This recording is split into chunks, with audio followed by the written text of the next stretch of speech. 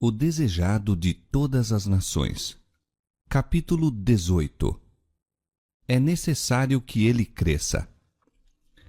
Este capítulo se baseia em João capítulo 3, versos 22 a 36. Durante algum tempo, a influência do Batista sobre a nação fora maior que a de seus principais, sacerdotes e príncipes. Houvesse ele se anunciado como Messias e fomentado um levante contra Roma, sacerdotes e povo se teriam reunido em torno de seu estandarte. Todas as atenções que falam à ambição dos mundanos conquistadores, Satanás se apressara em dispensar a João Batista. Mas, tendo embora diante de si as provas de seu poder, permanecera firme em recusar o deslumbrante preço do suborno. As atenções nele fixadas, encaminhara para outro. Agora, via a onda de popularidade a desviar-se de si para o Salvador. Dia a dia, diminuíam as multidões em torno dele. Quando Jesus foi de Jerusalém à região adjacente ao Jordão, o povo aglomerou-se para o ouvir. Diariamente, crescia-lhe o número dos discípulos. Muitos iam em busca de batismo e, conquanto o próprio Cristo não batizasse, sancionava a ministração dessa ordenança pelos discípulos. Punha, assim, o selo sobre a missão do seu precursor. Os discípulos de João, porém, olhavam com ciúmes a crescente popularidade de Jesus. Estavam prontos a criticar-lhe a obra e não tardou muito que se lhes deparasse ocasião. Surgiu entre eles e os judeus uma questão quanto ao batismo, se este servia para purificar do pecado. Afirmavam que o batismo de Jesus diferia essencialmente do de João. Em breve, travaram discussão com os discípulos de Cristo acerca das palavras próprias para serem usadas no batismo e, afinal, quanto ao direito deles de batizar. Os discípulos de João foram ter com ele com suas queixas, dizendo: Rabi, aquele que estava contigo além do Jordão, do qual tu deste testemunho, ei-lo batizando, e todos vão ter com ele. Por meio dessas palavras, tentou Satanás a João. Conquanto a missão deste parecesse prestes a concluir-se, ser-lhe-ia ainda possível prejudicar a obra de Cristo. Houvesse ele se doído por si mesmo, ou expressado desgosto ou decepção por ser sobrepujado, e estariam lançadas as sementes da dissensão, incitados o ciúme e a inveja, tornando-se sério obstáculo ao progresso do Evangelho. João tinha por natureza as faltas e fraquezas comuns à humanidade, mas o toque do amor divino o transformara. Pairava numa atmosfera não contaminada pelo egoísmo e a ambição e muito acima do miasma do ciúme. Não manifestou nenhuma condescendência com o descontentamento de seus discípulos, mas mostrou quão claramente compreendia suas relações com o Messias e a alegria com que saudava aquele para quem preparara o caminho. Disse ele: O homem não pode receber coisa alguma se lhe não for dada do céu. Vós mesmos me sois testemunhas de que disse: Eu não sou o Cristo, mas sou enviado adiante dele. Aquele que tem a esposa é o esposo, mas o amigo do esposo, que lhe assiste e o ouve, alegra-se muito com a voz do esposo. João apresentou-se como o amigo que serviu de mensageiro entre os noivos, preparando o caminho para o enlace. Quando o esposo houvesse recebido a esposa, estava cumprida a missão do amigo. Ele se regozijaria na felicidade daqueles cuja união promovera. Assim, João fora convidado a encaminhar o povo a Jesus, e seu prazer era testemunhar o êxito da obra do Salvador. Disse ele: Assim, pois, já este meu gozo está cumprido. É necessário que ele cresça e que eu diminua. Olhando com fé ao Redentor, João erguera-se às alturas da abnegação. Não buscava atrair os homens a si mesmo, mas erguer-lhes o pensamento mais e mais alto, até que repousasse no Cordeiro de Deus. Ele próprio não passara de uma voz, um clamor no deserto. Agora, aceitava com alegria o silêncio e a obscuridade, para que os olhos de todos se pudessem voltar para a luz da vida. Os que são fiéis à vocação de mensageiros de Deus não buscarão honra para si mesmos. O amor do próprio eu será absorvido pelo amor a Cristo. Nenhuma rivalidade manchará a preciosa causa do Evangelho. Reconhecerão que sua obra é proclamar como João Batista: Eis o Cordeiro de Deus que tira o pecado do mundo. João 1:29. Exaltarão a Jesus e com ele será a humanidade exaltada. Assim diz o alto e o sublime, que habita na eternidade e cujo nome é santo. Num alto e santo lugar habito, e também com o contrito e abatido de espírito, para vivificar o espírito dos abatidos e para vivificar o coração dos contritos.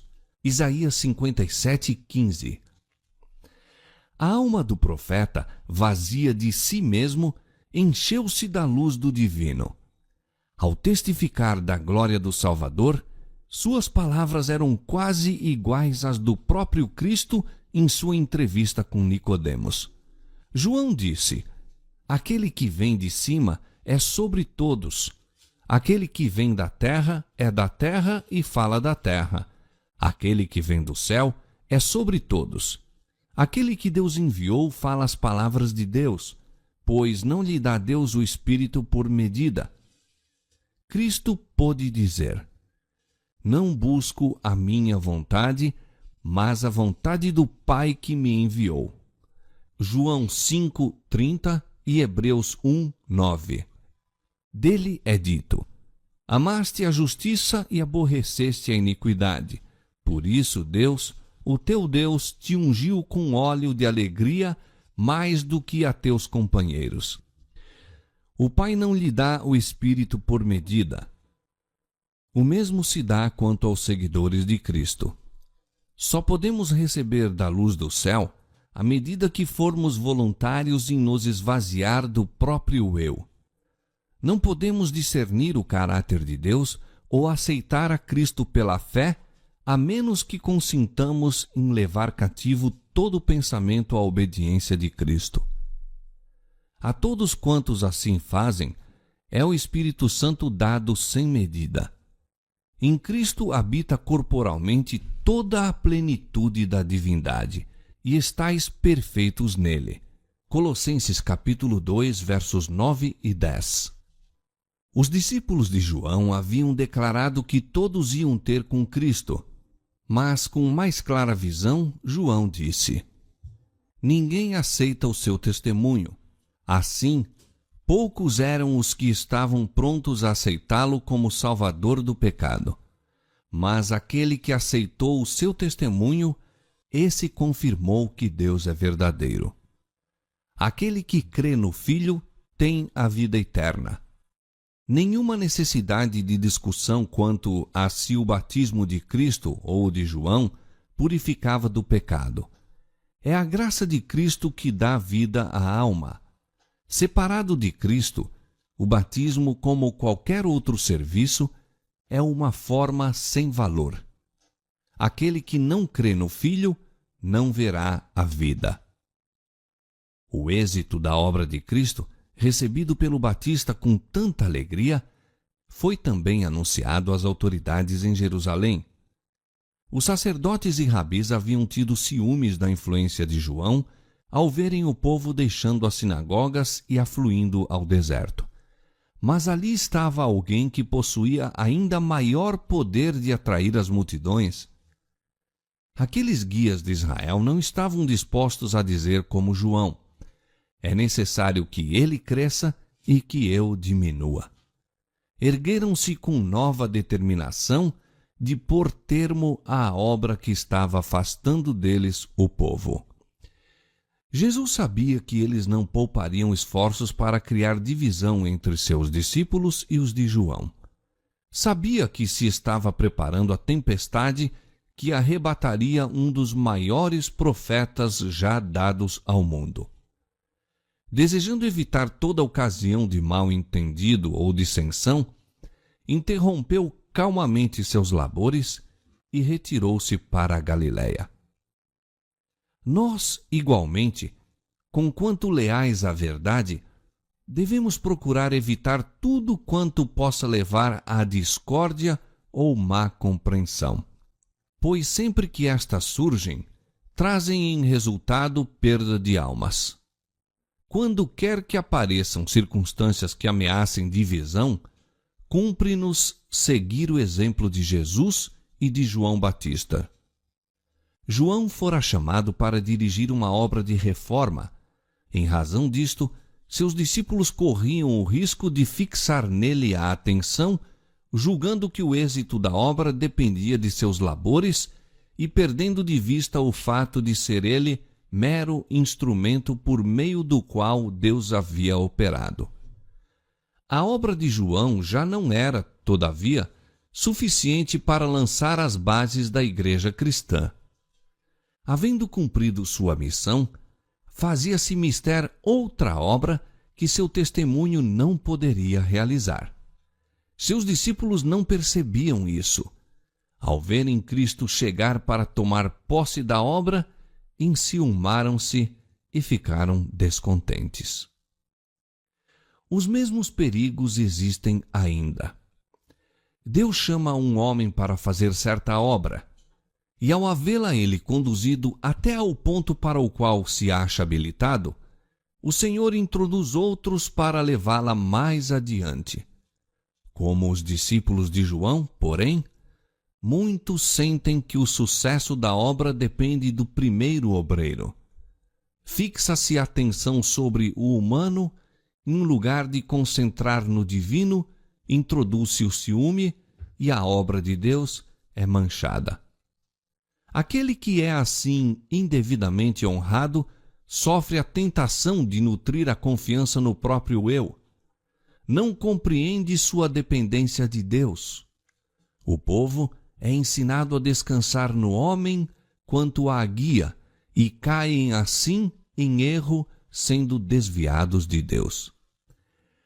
A obra do Senhor não deve receber a imagem e a inscrição do homem. De tempos a tempos, ele introduz aí instrumentos diversos, mediante os quais melhor se pode cumprir o seu desígnio. Felizes os que de boa vontade se submetem à humilhação do próprio eu, dizendo juntamente com João, é necessário que ele cresça e que eu diminua.